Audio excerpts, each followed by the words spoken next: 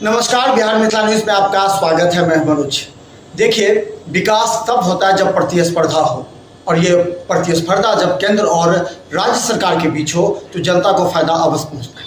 केंद्र सरकार, नरेंद्र मोदी की सरकार ने 4 जो जिले हैं उसको स्मार्ट सिटी बनाया है, उसकी घोषणा कर दी, उसका काम चल रहा है। इसको देखते हुए आने वाले चुनाव के मद्देनज़र नीतीश सरकार ने भी 58 जिले को स्मार्ट सिटी बनाने की घोषणा की है। इसमें नगर निगम क्षेत्र अलग है और नगर परिषद क्षेत्र अलग है। सभी का बंटवारा क्या है, देखिए एक रिपोर्ट। दरभंगा, मधुबनी सहित बिहार के 58 शहरों को स्मार्ट सिटी बनाया जाएगा। अब लोगों को वीआईपी सुविधाएं मिलेगी। नगरीय सुविधाएं समाहित करते हुए टाउन प्लान तैयार होगा। सूबे में बड़े नगरों की तरह विकसित होंगे 58 शहर। एक और जहां केंद्र की मोदी सरकार द्वारा स्मार्ट सिटी परियोजना के तहत बिहार के 4 शहर अर्थात मुजफ्फरपुर, भागलपुर, पटना और गया को सुंदर बनाया जा रहा है, तो वहीं अब बिहार सरकार ने भी बड़ा फैसला लिया है। बिहार सरकार ने 58 शहरों को स्मार्ट बनाने की कवायद तेज कर दी है।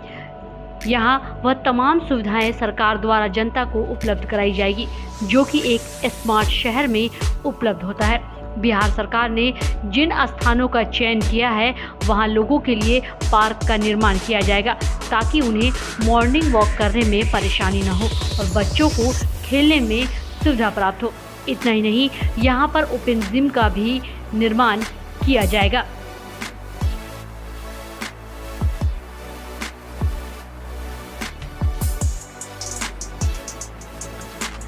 बिहार में दूसरी और तीसरी श्रेणी में आने वाले 58 शहरों को बड़े नगरों की तरह विकसित किया जाएगा। इसमें मुख्य रूप से वे शहर होंगे जिनका तेज़ी से शहरीकरण होने से आबादी भी बढ़ रही है। इसके मद्देनज़र सभी मूलभूत नगरीय सुविधाओं को समाहित करते हुए टाउन प्लान तैयार होगा। इसके अंतर्गत राज्य के 18 नगर निगम और 40 नगर परिषद क्षेत्र शामिल हैं।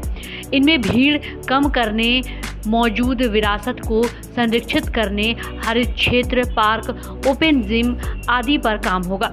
इसे लेकर नगर विकास एवं आवास विभाग ने सभी 58 संबंधित नगर निकायों से उसके नगर निकाय बोर्ड की बैठक करके परियोजनाएं स्वीकृति का प्रस्ताव भेजने के लिए कहा है।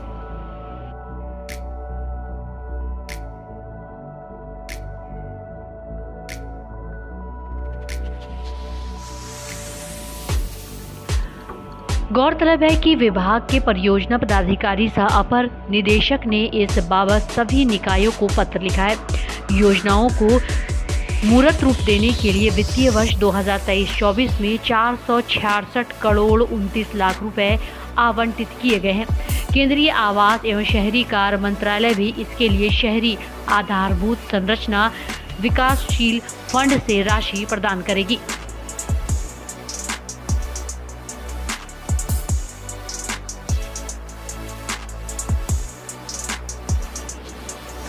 वहीं इन शहरों को विकसित करने के लिए मुख्य रूप से 11 प्रमुख बिंदुओं पर समुचित तौर से फोकस करने की सुविधाएं विकसित की जाएंगी। इसमें सबसे प्रमुख विस्तृत क्षेत्र विकास परियोजना शामिल है।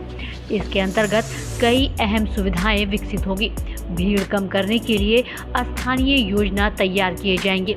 इन शहरों में जल आपूर्ति नेटवर्क, नाला एवं स्ट्रॉम ड्रेनेज का निर्माण, sewerage network, sewerage treatment plant लगाना, भुगतान करके उपयोग करने वाले शौचालय, ठोस अपशिष्ट प्रसंस्करण संयंत्र, विरासत अपशिष्ट के लिए उपलब्ध या प्राप्त भूमि का व्यापक विकास योजनाएं, क्षेत्र विकास परियोजना के अधीन सड़क निर्माण, ओवरब्रिज या अंडरपास और शवदाहगिरी भी होंगे।